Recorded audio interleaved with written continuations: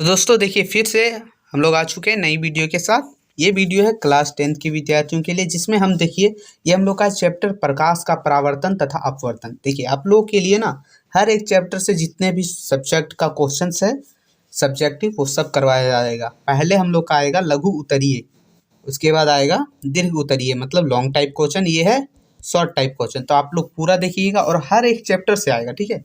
और कोई क्वेश्चन रह गया हो या तो डाउट रह गया हो तो आप लोग कमेंट करके ज़रूर बताइए। देखिए आप लोग कमेंट कीजिएगा ना तभी समझ आएगा कि आप लोग समझ में आ रहा है आप लोग को कि नहीं। कोई दिक्कत हो तो कमेंट कीजिए ना, दिक्कत कीजिए। और इससे पहले हम लोग ऑब्जेक्टिव का करवा चुके हैं, इसलिए अगर आप लोग ऑब्जेक्टिव का नहीं देखें तो जाकर देख लीजिएगा, क्योंकि उससे टोटल 30 क्वेश्चन पूछे जाएंगे जो आप लोग के लिए बहुत ज़्यादा इंपॉर्टेंट है। उसका टोटल 500 क्वेश्चन का जो है वीडियो बनाया गया है पीडीएफ के साथ। पीडीएफ आप लोग को फ्री दिया जा रहा है, साथ ही साथ जो है उसका 500 सेट का model question paper, previous year model question paper करवाया गया है, तो आप लोग देख लीजिए। तो आज हम लोग शुरू करते हैं प्रकाश का परावर्तन तथा अपवर्तन। ये पार्ट से करेंगे लघु उत्तरीय प्रश्न, उसके बाद करेंगे दीर्घ उत्तरीय। तो चलिए हम लोग का पहला क्वेश्चन बोल रहा है कि समतल दर्पण में बनने वाला प्रतिबिंब की विशेषताएं लिखी हैं। तो समतल दर्पण में जो प्रतिबिंब बनता है उसकी विशेषताएं, उसके गुण को लिखना है। तो देखिए समतल दर्पण के सामने जितनी दूरी पर कोई वस्तु को रखा जाता है उसका बिंब जो है उतना ही पीछे बनता है। जितना जहाँ रखिएगा उतना ही पीछे बनेगा, मतलब जस्ट अपोजिट, ठीक है, मतलब उल्टा बनेगा। समतल दर्पण में किसी वस्तु के पूरे बिंब को देखने के लिए दर्पण का आकार में उससे आधा होना आवश्यक होता है। मतलब अगर पूरा बिंब देखना है तो आकार जो है उसका आधा होना जरूरी है, तभी पूरा बिंब देख पाइएगा। चलिए दूसरा क्वेश्चन की ओर चलेंगे। दूसरा क्वेश्चन बोल रहा है कि उत्तल लेंस के दो उपयोगों को बताएं। उत्तल लेंस के दो उपयोग को बताएं। तो उत्तल लेंस के दो उपयोग इस प्रकार के क्या क्या है। पहला है कि नेत्र से दूरदृष्टि दोष को सुधारने में इसका उपयोग किया जाता है। दूसरा है कि छपाई के छोटे छोटे अक्षरों को पढ़ने में इसका उपयोग किया जाता है। तो दो उपयोग हम लोग देख लिए। चलिए अगर आप लोग के पास और भी उपयोग है तो आप लोग दो ही पूछ रहा है तो दो ही लिखना है एग्जाम में, बहुत ज़्यादा नहीं लिखना है। आगे क्वेश्चन नंबर तीसरा। क्वेश्चन नंबर तीसरा बोल रहा है कि हमें वाहनों में उत्तल दर्पण के पार्श्व दृश्य के दर्पण के रूप में वरीयता क्यों देते हैं।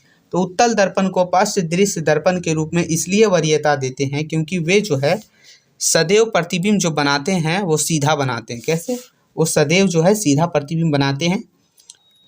इसका दृष्टि क्षेत्र बहुत ही अधिक है क्योंकि ये बाहर की ओर वक्रता होते हैं, इसलिए जो है इसका उपयोग किया जाता है, हमें पार्श्व दृश्य दर्पण के रूप में किया जाता है वाहनों में। अगला क्वेश्चन नंबर चौथा बोल रहा है कि उत्तल लेंस को अभिसारी लेंस क्यों कहा जाता है।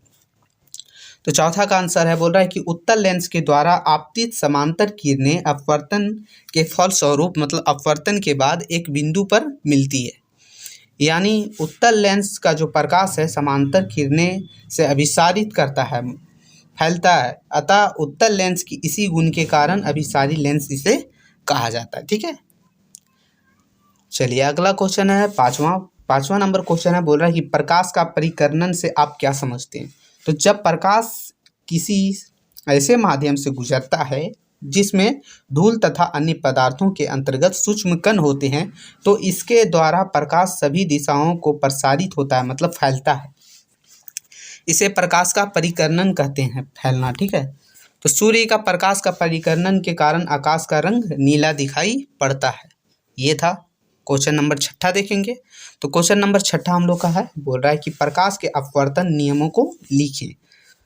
तो क्वेश्चन देखिए घुमा के भी बोल सकता है कि प्रकाश के परावर्तन के नियम को लिखे, मतलब कुछ भी लिख सकता है, तो आप लोग ये ध्यान दीजिएगा। चलिए आगे क्वेश्चन आंसर देखते हैं। तो बोल रहा है प्रकाश के एक माध्यम से दूसरे माध्यम में जाने पर उसकी दिशा में होने वाले परिवर्तन की घटना को हम लोग जो है प्रकाश का अपवर्तन कहा जाता है। तो अपवर्तन की कितने नियम हैं? दो नियम है। कौन कौन है? आपतित किरण, परावर्तित किरण और आपतन बिंदु पर अभिलंब, तीनों एक ही तल में होते हैं। दूसरा है कि प्रकाश के किसी खास रंग के लिए अपवर्तन कोण की जया और अपवर्तन कोण की जया, आपतन कोण की जया और अपवर्तन कोण की जया जो है एक निश्चित अनुपात का होता है, जिसे अपवर्तनांक कहते हैं। इस नियम का स्केल का नियम भी कहा जाता है, इसे जो है स्केल का नियम भी कहा जाता है। अगला देखते हैं क्वेश्चन नंबर 7वां। तो तो क्वेश्चन नंबर 7वां बोल रहा है कि सामान्य नेत्र 25 सेंटीमीटर से निकट रखी वस्तुएं को सुस्पष्ट क्यों नहीं देखता, मतलब स्पष्ट क्यों नहीं देख पाता है, सीधा समझिए। तो 25 सेंटीमीटर की दूरी पर कोई भी वस्तु रखी जाती है तो स्पष्ट दिख जाती है, लेकिन वही जो है 25 सेंटीमीटर से कम मतलब और नज़दीक लाया जाता है तो हम लोग को नहीं दिखता है। क्यों नहीं दिखता है? तो दृष्टिपटल पर जो स्पष्ट रूप से नहीं बनता है, मानव वस्तुओं को स्पष्ट रूप से नहीं देख पाता है। यही है। क्वेश्चन नंबर 8वां देखते हैं। तो बोल रहा है कि समतल दर्पण में बना प्रतिबिंब का साइज और प्रकृति कैसी होती है। तो समतल दर्पण प्लेन मिरर, ठीक है, द्वारा बना प्रतिबिंब जो है वो कैसा होता है? तो बिंब के समान प्रतिबिंब का साइज होता है, मतलब दोनों समान होते हैं।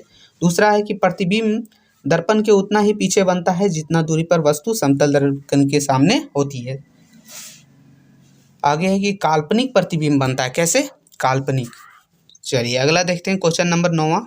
तो बोल रहा है कि लेंस की क्षमता से आप क्या समझते हैं। तो लेंस की क्षमता क्या है, क्या समझते हैं? बोल रहा है किसी लेंस द्वारा प्रकाश किरणें के अभिसरण या अपसरण करने की मात्रा को उसकी क्षमता कही जाती है। लेंस की क्षमता का डायोप्टर से मापा जाता है। लेंस की क्षमता जो है वो डायोप्टर से मापा जाता है। यहाँ से एक क्वेश्चन और बन जा रहा है ऑब्जेक्टिव। अगला है कि एक डायोप्टर उस लेंस की क्षमता है जिसकी फोकस दूरी 1 मीटर है। यही है। आगे क्वेश्चन नंबर 10वां। क्वेश्चन नंबर 10वां बोल रहा है कि सूर्योदय एवं सूर्यास्त के समय जो है सूर्य रक्ताभ क्यों दिखाई पड़ता है। रक्ताभ मतलब रक्त के रंग का, लाल टाइप में, ऐसा है। चलिए आगे कि क्षितिज के समीप नीले तथा कम तरंगदैर्घ्य के प्रकाश का अधिकांश भाग जो है कणों द्वारा परिकीर्ण हो जाता है, इसलिए हमारे नेत्रों तक पहुंचने वाला प्रकाश जो है अधिक तरंगदैर्घ्य का होता है। इससे सूर्यास्त और सूर्योदय के समय जो सूर्य है वो रक्ततांब मतलब लाल रंग का दिखता है। क्वेश्चन नंबर 11वां बोल रहा है कि अवतल लेंस को अपसारी लेंस कहा जाता है, क्यों कहा जाता है? तो चलिए हम लोग देखते हैं।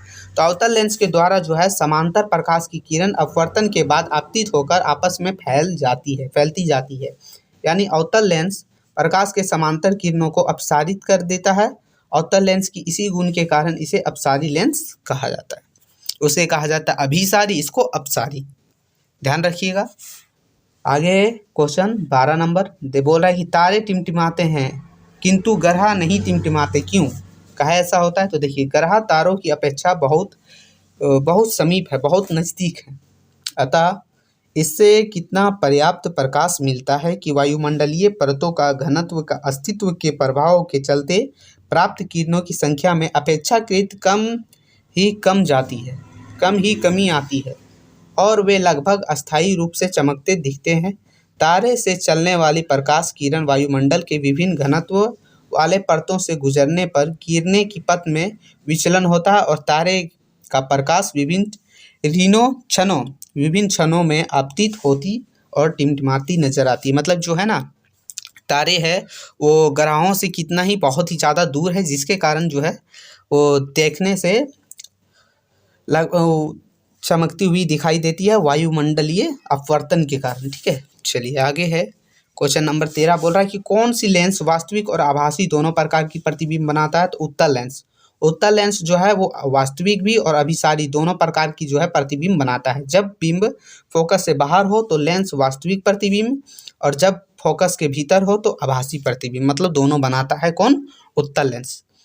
क्वेश्चन नंबर 14 देखते हैं। बोल रहा है कि उत्तल दर्पण एवं अवतल दर्पण में अंतर लिखिए। तो दोनों में अंतर क्या है? तो चलिए हम लोग देखते हैं। तो देखिए ये हम लोग का अंतर, इसका जो है पीडीएफ जो है ना, पीडीएफ आप लोग को टेलीग्राम चैनल पर मिल जाएगा। तो आप लोग अगर नहीं जुड़े हैं तो वहाँ जाकर जुड़ जाइए। पीडीएफ जो है आप लोग को जितना भी पीडीएफ है वो सब फ्री मिलता है, कोई दिक्कत नहीं। तो उत्तल लेंस देखिए इनमें परावर्तन करने वाला चमकीला तल बाहर को उभरा होता है, यही अवतल में इनमें परावर्तन करने वाला चमकीला तल जो है अंदर धंसा होता है, जस्ट इसका अपोजिट होगा ना। आगे दूसरा, इसमें आभासी प्रतिबिंब बनता है। इसमें है कि इसमें वास्तविक और आभासी दोनों प्रकार का प्रतिबिंब बनता है। क्वेश्चन नंबर 3 बोल रहा है इनमें सीधा प्रतिबिंब बनता है, इनमें जो है उल्टा और सीधा दोनों बनता है। चौथा अंतर है कि इनमें प्रतिबिंब छोटा बनता है, इसमें प्रतिबिंब जो है बड़ा, छोटा तथा वस्तु के आकार का ही, मतलब तीनों प्रकार का बनता है, ठीक है। इसमें अवतल में। चलिए अगला क्वेश्चन देखेंगे हम लोग। क्वेश्चन नंबर 15 है, बोल रहा है कि उत्तल लेंस और अवतल लेंस में लेंस उसमें दर्पण था, इसमें लेंस। तो देखिए देखते हैं। तो पहला है कि बीच में से मोटा तथा किनारे से पतला होता है, कौन? उत्तर लेंस। दूसरा इधर है कि बीच में से पतला तथा किनारों से मोटा होता है। इधर है कि अक्षर बड़े आकार के दिखाई देते हैं, इधर है कि अक्षर छोटे प्रकार आकार के दिखाई देते हैं। उत्तर लेंस में प्रकाश की किरण को एक बिंदु पर केंद्रित किया करता है।